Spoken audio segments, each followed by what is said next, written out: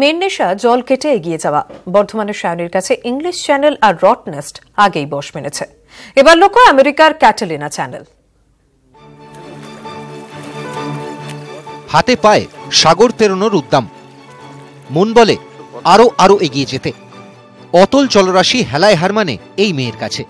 সেই হাতছানিতেই সাড়া দিয়েছিলেন কালনার সায়নী দাস। ইংলিশ চ্যানেল আর রটনেস্ট পেরোনোর পর এবার লক্ষ্য আমেরিকার ক্যাটালিনা চ্যানেল। লস অ্যাঞ্জেলেসের দক্ষিণ পশ্চিম ক্যালিফোর্নিয়ার কাছে সান্টা ক্যাটালিনা আইল্যান্ড, বিস্তৃতি ৩৫ কিলোমিটার। ক্যাটালিনায় ম্যানজানিটা প্রজাতির গাছের সংখ্যা বেশি। ক্যাটালিনা চ্যানেলের জলে গ্রেট হোয়াইট শার্ক বেশি দেখা যায়। সেই ক্যাটালিনা পেরোতে যাচ্ছেন কালনার সায়নী। ২০১৭ সালের জুলাই মাসে ইংলিশ চ্যানেল পেরোন সায়নী। ২০১৮ সালের ফেব্রুয়ারিতে পশ্চিম অস্ট্রেলিয়ার রটনেস্ট পেরোন সায়নী। আগামী ৭ই জুন সায়নী ক্যাটালিনা চ্যানেলে নামবেন। চ্যানেলের জন্য যেভাবে প্রিপারেশন নিয়েছিলাম, ক্যাটালিনার জন্যও সেভাবে প্রিপারেশন নিচ্ছি। গঙ্গাতেও যেমন প্র্যাকটিস করতাম স্রোতের বিরুদ্ধে, এখানেও সেরকম স্রোতের বিরুদ্ধে প্র্যাকটিস করছি। শুধু আলাদা যেটা আমি সংযোজন করেছি সেটা হলো বেশি সময় আমি জিম এবং মাঠেও কাটাচ্ছি। কালনা শহরের জলাশয়ে চলছে রাতভর অনুশীলন। আগের দুই অভিযানের মতোই এবারও বাধা স্পন্সরশিপ। তাই রাজ্য সরকারের কাছে আবেদন করেছে সায়নীর পরিবার। স্পন্সরের সমস্যাটা আমাকে ফেস করতে হচ্ছে। যুব দপ্তর বা অন্যান্য এমপি এমএলএ সবাইকেই আমি আগাম জানিয়ে রেখেছি যে আমার টাকার প্রয়োজন এই একটা এত বড় অভিযান করার জন্য। ২৮শে মে কালনা থেকে আমেরিকা যাবেন সায়নী, সঙ্গে বাবা মা।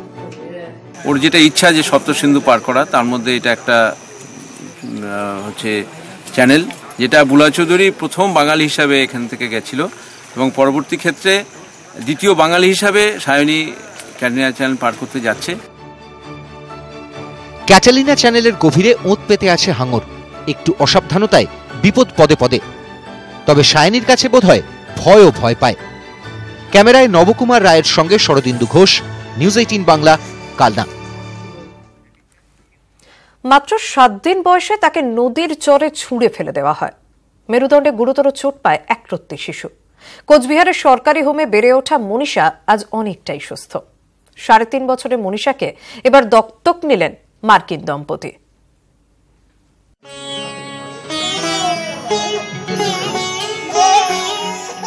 ৩.৫ বছর আগের কথা।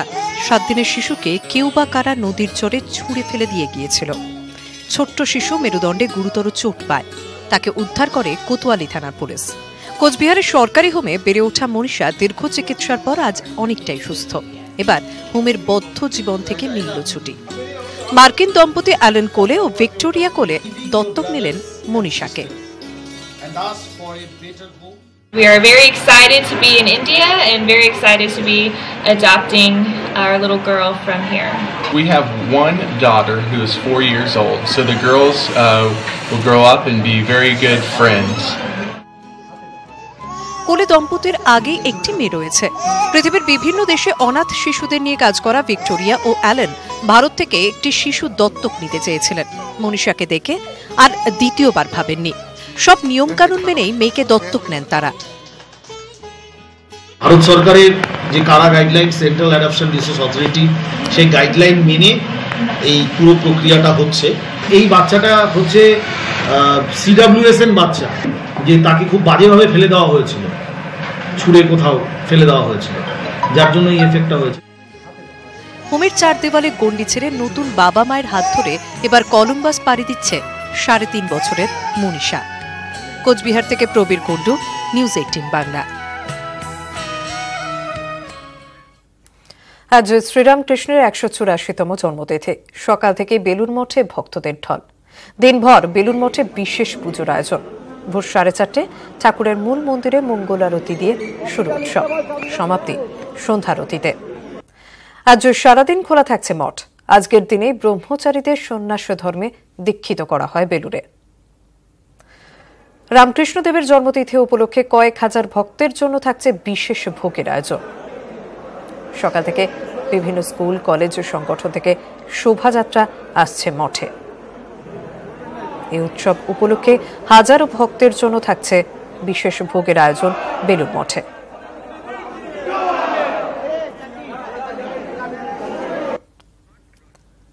বেলুড় মঠের যে কোনো অনুষ্ঠানেই ভোগের খিচুড়ি এবং তার সঙ্গে থাকে তরকারি এবং কখনো কখনো বোঁদে অথবা কখনো কখনো থাকে পায়েস। তবে শ্রী রামকৃষ্ণদেবের জন্মতিথিতে উৎসবে রাখা হচ্ছে নতুন কিছু আইটেম, যেখানে ভক্ত সমাগমেরা পাবেন খিচুড়ির সঙ্গে কচুরি, ছোলার ডাল এবং স্পেশাল লাড্ডু।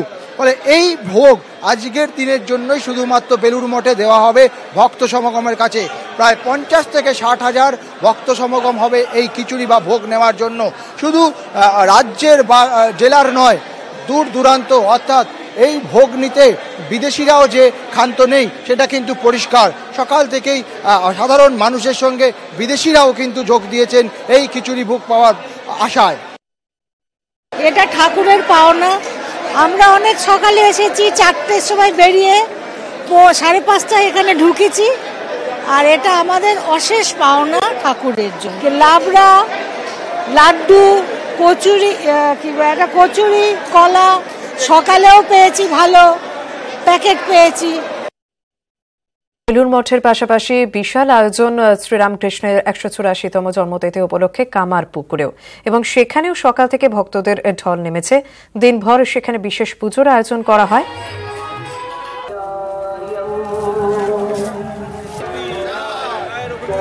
সারাদিন থাকছে খোলা কামার পুকুর এই মঠ।